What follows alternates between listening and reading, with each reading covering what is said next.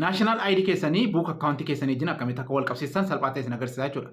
Egaa guyyaa kaleessaa kaasee baankiin akkaawuntii namoota hedduu inaktiivii gochaa waan jiruuf namoonni hedduun har'a gara baankii deemanii yeroo isaaniitti darabee eeggatanii baanka akkaawuntii isaanii verifaayi godhaa jiran argamaa jira jechuudha. Kun immoo baay'ee yeroo keessan waan gubuu fi bilbiluma keessan fayyadamtanii mana teessanii verifaayi gochuu dandeessu jechuudha. Kanaafuu isteeppiin isin agarsiisu kana haga dhumaatti ilaalaati. Digital ID keessan buuka akkaawuntii keessanii wajjin verifaayi godhaa wal qabsiisaan isiniin jedha. Na hordofaa. Bilbila keessan irraa Chrome appilikeeshinii gara jedhamudhattu akkam barreessitu hin dogoggorina.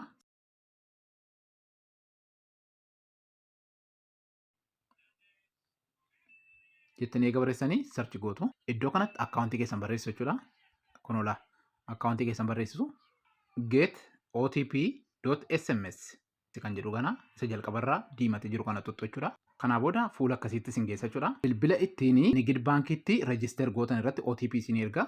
OTP keessan daqiiqaa sekeendii 50 keessatti galchitanii fixuu qabdu. Kanaa booda send jettu. Login with code jettu. Enter fan number isiniin jedha. Fan number keessan galchitu. Ariifachuu qabdu daqiiqaa muraasa isinii kenna. Amma galcheera jechuudha. Send code jedha. Kanaa booda bilbila faayidaa nambarii korratti naaf fidee jechuudha. Kanaa booda gaafa koodiin isin ergeedhu galchitan verify isiniin jedha. Iddoo kanatti gadi darbitanii verify jettu jechuudha. Imeelii keessan allow gochuun barbaadaa isiniin jedha.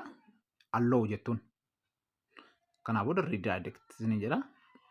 Haala kanaan kun akkuma argaa jirtan naashinaal baankiin commercial bank irratti kanaa booda accept and update jettu gara gajjallaatti kanatti accept and update jettu update completed isiniin jedha pending approval isiniin jedha daqiiqaa muraasa booda verify isinii ta'eera isiniin jedheeti message isin erga karaa bilbila keessanii jechuudha. Digital ID keessanii commercial irratti jechuudha. Warri commercial irra taatan haala kanaanii kan baankii gara biraas isiniin hojjedha jechuudha.